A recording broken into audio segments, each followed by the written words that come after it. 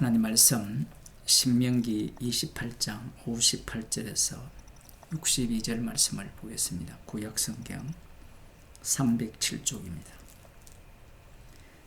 네가 만일 이 책에 기록한 이 율법의 모든 말씀을 지켜 행하지 아니하고 네 하나님 여호와라 하는 영화롭고 두려운 이름을 경외하지 아니하면 여호와께서 너의 재앙과 네 자손의 재앙을 극렬하게 하시리니 그 재앙이 크고 오래고 그 질병이 중하고 오래일 것이라. 여호와께서 네가 두려워하던 애굽의 모든 질병을 네게로 가져다가 네 몸에 들어붙게 하실 것이며 또 이 율법책에 기록지 아니한 모든 질병과 모든 재앙을 너의 멸망하기까지 여호와께서 네게 내리실 것이니 너희가 하늘의 별같이 많았을지라도 내 하나님 여호와의 말씀을 순종치 아니하므로 남는 자가 얼마 되지 못할 것이라. 아멘. 아브라함과 이삭과 야곱에게 하신 맹세로 이스라엘 자손을 약속의 땅으로 인도합니다. 광야 기간을 보면 이들은 여호와의 말씀에 순종치 않았습니다. 스데반 집사님의 설교를 보더라도 아모스 5장을 인용하여서 광야 40년 길 동안 여호와께 제사를 드린 적이 없다라는 겁니다. 우상 숭배했다라는 거예요. 분명히 이 제사를 드렸는데 그 제사가 제대로 된 제사가 아니었다라는 것이 하나님의 판단입니다. 40년 광야길 동안 이들이 불순종했다면 과연 약속의 땅에 들어가서 여호와의 모든 율법을 말씀을 지켜 행할 것인가라는 의문을 가질 수 있어요. 우리는 이미 결론을 알고 있죠. 모든 말씀을 지켜 행하지 않습니다. 율법이라는 것은 하나라도 범하면 모든 것을 범한다라는 말씀이에요. 그래서 오늘 본문에 보면 네가 만일 이 책에 기록한 이 율법의 모든 말씀을 지켜 행하지 아니하고 라는 부분에 대한 해석을 할 때 예수님의 해석과 예수님의 영을 받은 사도 바울이죠. 같은 해석입니다. 예수님의 해석과 유대인이 남은 자 유대인의 해석이 다른 겁니다. 주님을 만나기 전에 사도 바울의 보는 율법에 대한 해석과 주님을 만난 이후의 해석이 다르다라는 거죠. 율법은 모든 율법을 항상 지켜 행해야 됩니다. 그렇게 하는 것이야말로 내 하나님 여호와라 하는 영화롭고 두려운 이름을 경외하는 것이라는 거죠. 여기는 부정적으로 말씀하죠. 내 하나님 여호와라 하는 영화롭고 두려운 이름을 경외하지 아니하면 교인들이나 사람들은 부정적인 어법을 쓰면 싫어해요. 사람은 긍정적으로 살아야 된다라고 이야기를 하는데 성경 전체를 보면 너무나 부정적이죠. 긍정적인 게 없어요. 십자가에서 예수님이 다 이루었다라고 하시는 순간 긍정적인 요소를 끄집어낼 게 없습니다. 의인은 없나니 하나도 없다라는 거예요. 다 부패하다라는 겁니다. 그러면 아브라함은요? 아브라함도 부패하다라는 겁니다. 성경을 해석하는 방식이 너무 달라요.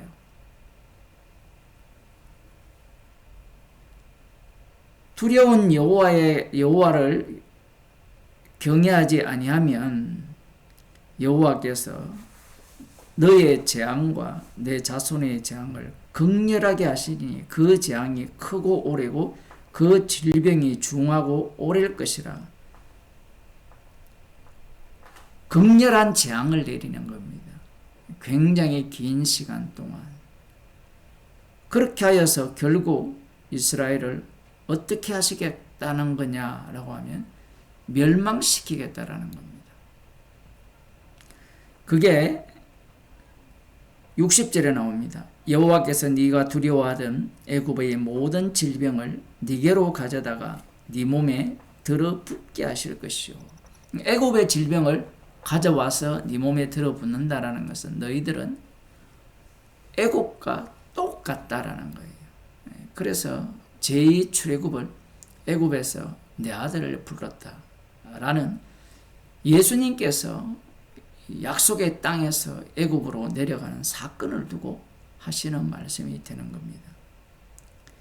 또 이 율법책에 기록되지 아니한 모든 질병과 모든 재앙을 너희 멸하기까지 여호와께서 네게 내리실 것이니.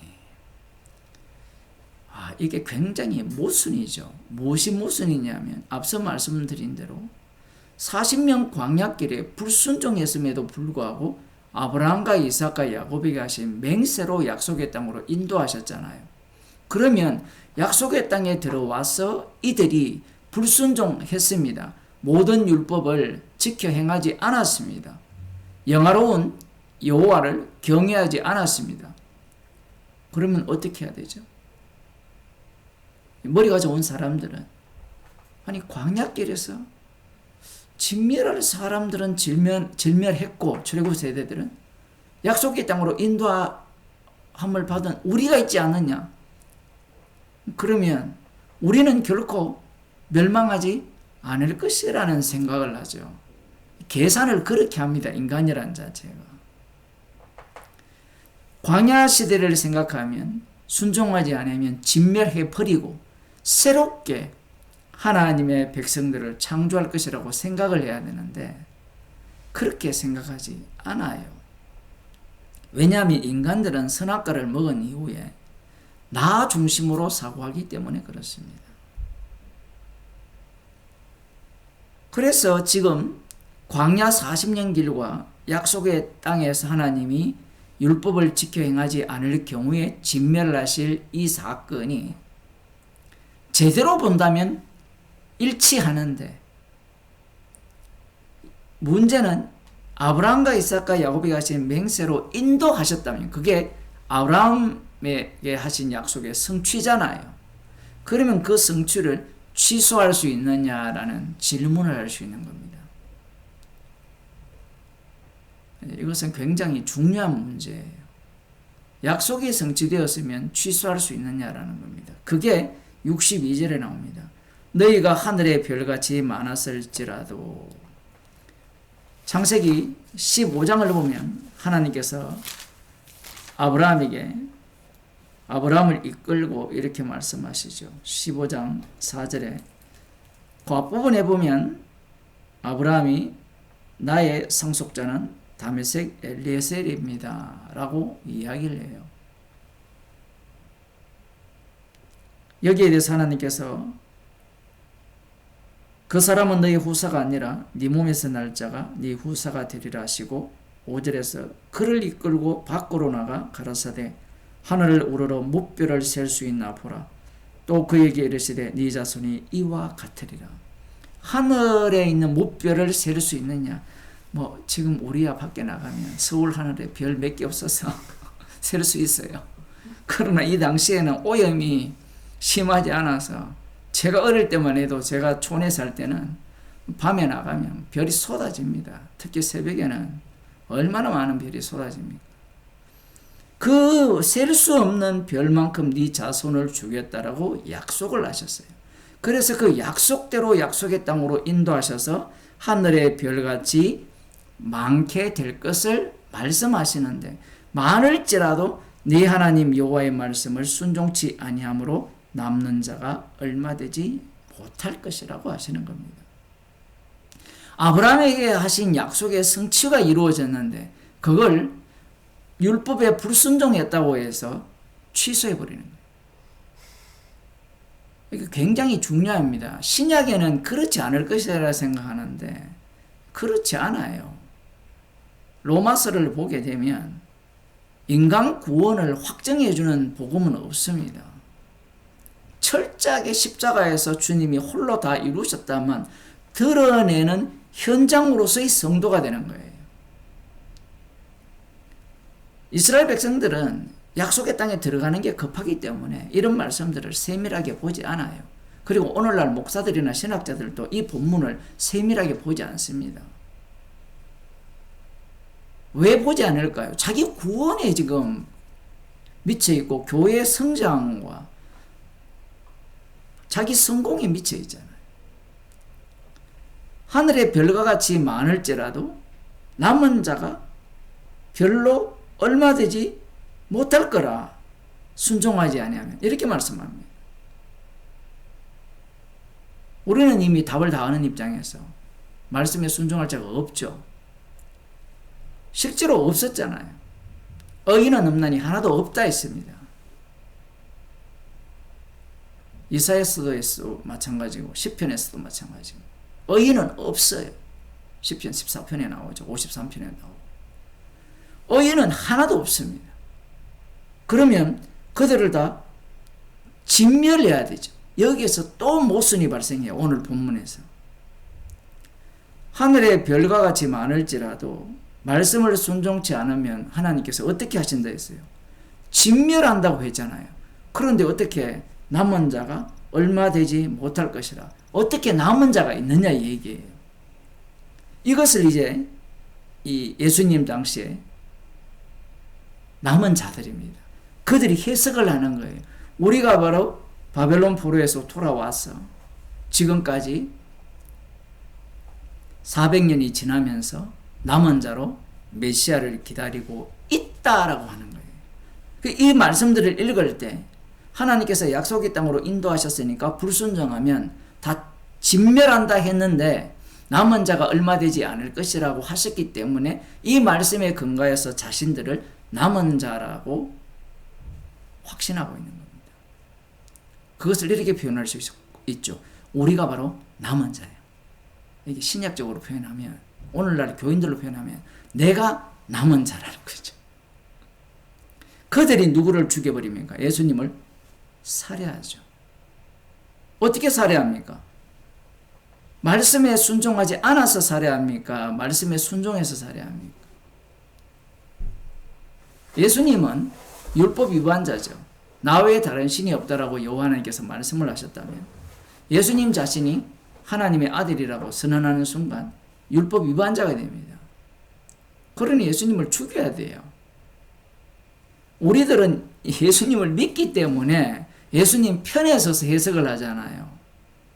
편에 서기 전에 먼저 유대인들, 서기관과 바리새인들이 왜 죽이고자 하는 마음이 생겼고, 자신들이 남은 자잖아요. 남은 자라면 메시아는 남은 자를 위해서 와야 되거든요. 시온산에 세워질 하나님 나라는 남은 자를 위해서 세워질 하나님 나라여야 되는데, 남은 자를 위해서 세워지는 하나님 나라가 아니라 예수님을 위한 하나님 나라다라고 선언하는 겁니다. 이걸 오늘날로 표현하면 천국은 우리가 가서 우리가 좋아라고 가는 천국이 아니에요. 예수님의 십자가의 완료성을 영원히 찬양하는 곳이 천국입니다. 지금도 똑같아요. 오늘날 교인들에게 이런 복음을 전하면 예수님 믿는다고 확신하고 자기 구원을 확신하는 자들이 화를 내죠. 그들은 눈이 뜨이진 적이 없어요. 누구와 같이 똑같은 자들이냐면 바리새인과 서기관과 똑같이 눈이 감긴 자들입니다. 왜 그러냐면 성경을 해석할 때 나의 구원을 위한 성경으로 보기 때문에 그래요. 그러니 지금 신명기에서 하늘의 별과 같이 많을지라도 남은 자는 얼마 되지 못하리라 라는 이 말씀을 이해를 못하는 거예요. 이 남은 자가 나일 거라고 생각을 하는 겁니다. 로마서 11장 1절을 한번 보겠습니다.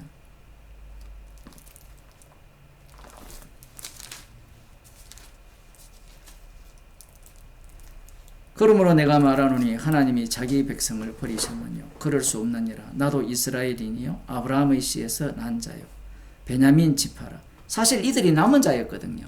그런데 남은 자들이 예수님을 죽여버렸거든요. 죽여버렸으니까 이들을 버렸느냐라는 거예요. 안 버렸다라는 겁니다. 안 버렸다는 말을 하지 않아요. 나중에 남은 자는 돌아온다라고 하는데 봅시다.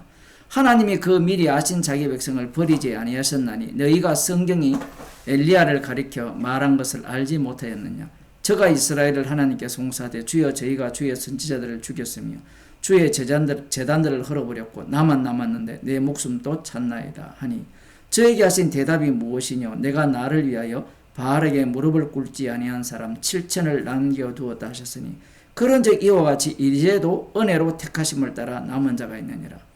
하나님께서 이스라엘을 버리느냐? 그렇지 않다라고 하면서 남은 자가 있다라고 할 때 방금 우리가 신명기 28장에서 읽은 남은 자와 같은 의미로서 해석을 해야 되는데 이걸 어떻게 해석하느냐 하면 연속성으로 해석을 해요. 연속성. 이 남은 자는 어떻게 만듭니까? 긍휼로 만들죠. 십자가 새 언약을 통하여서 흘러내리는 긍휼을 통하여 만들어지는 자들이 남은 자거든요. 이 남은 자들은 이 땅에 근거가 없어요. 지금 그 얘기를 하는 겁니다. 이스라엘을 버리셨느냐? 버리지 않다라고 하니까 사람들은 버렸지 않았기 때문에 오늘날도 이스라엘이라는 그 민족이 구원을 얻을 것이라는 이 11장에 나오는 접붙임 이야기가 나오는데 또 이야기를 해야 되겠어요. 제 설교에 댓글을 달아서 말씀대로 이스라엘도 구원 얻고 이방인은 거기에 접붙임을 받아 구원하는 걸 믿어야 됩니다. 이렇게 저한테 충고를 하는데 성경을 너무 몰라요. 이 이스라엘과 이방인을 보게 되면 마치 이 인간의 DNA 나선 구조 같아요. 나선 구조를 계속해서 잘라서 접붙이거든요. 접붙이면 전체가 뭘로 남느냐면 이스라엘이라고 나와요. 이름이 남는다는 겁니다. 그런데 이들은 이 이스라엘을 뭘로 보느냐면 구약에도 접붙였잖아요. 갈렙도 이방인이고 우리아도 헷 족속이고 그런 사람이 많죠. 룻도 마찬가지고 그 다음 다말도 마찬가지고 은혜로 택하심을 따라 남은 자가 있다라고 했을 때는 십자가의 피로 새로운 피조물이 됐다는 거예요. 새 창조물입니다. 즉 그 얘기를 하는 거예요. 십자가의 피 능력이 이방인인 너희들을 구원하셨고 새로운 피조물로 만들었죠. 십자가의 피 능력이 그 긍휼이 새 피조물로 만들었고 마찬가지예요. 사도 바울 본인도 남은 자였는데 남은 자 아니었죠. 남은 자 아니었는데 주님께서 남은 자로 만들었죠. 어떻게 만듭니까? 주님의 십자가의 피로 만들었어요. 이스라엘이기 때문에 남은 자가 된 게 아니에요. 그리고 이스라엘은 그림자죠. 이스라엘은 하나님의 장자잖아요. 진짜 하나님의 장자는 예수 그리스도가 되시고 예수 그리스도가 하나님의 아들이시기 때문에 아들의 피로 남은 자를 새롭게 만드실 겁니다. 오늘 본문을 통해서 우리가 주의해야 되는 게 뭐냐면 하늘의 별 같을지라도 남은 자가 얼마 되지 않을 것이라는 이 말씀에 주목을 해야 돼요. 로마서 11장에도 마찬가지죠. 지금도 은혜로 택하심을 따라 남은 자가 있다 라고 하니까 사람들은 이 남은 자를 어떻게 만드느냐면 내가 전도해서 예수 믿었어. 복음을 전하니까 십자가의 피가 모든 죄를 용서한 걸 믿으면 구원 얻는다 라는 식으로 가르치면서 그들을 남은 자라 해요. 그게 어떻게 남은 자입니까? 전도한 사람이 있어서 내가 믿어서 구원을 얻었는데 그거는 하나님의 긍휼이 아니라 하나님의 긍휼을 내가 받아가지고 내가 믿었기 때문에 내가 인정했기 때문에 구원이 되는 거예요. 그것이 바로 행위로 구원 얻는 겁니다. 그건 행위로 구원 얻는 길은 성경에는 없거든요. 오로지 십자가의 피로만 주님께서 구원하시는 겁니다. 기도하겠습니다. 하나님 아버지, 말씀을 말씀대로 해석한다는 자체가 주님께서 용납하지 않는 해석이요. 오히려 인간이 선악과를 먹었기에 그러한 해석을 쏟아낼 것을 아시기에 말씀 속에 인간이 도무지 해석할 수 없는 말씀을 담아서 십자가의 피 능력만을 증거하심을 감사드립니다. 주께서 우리들에게 주신 그 은혜를 따라 십자가의 피 공로만을 자랑하는 주님의 백성으로 하루하루를 살게 하옵소서. 예수님 이름으로 기도드리옵나이다.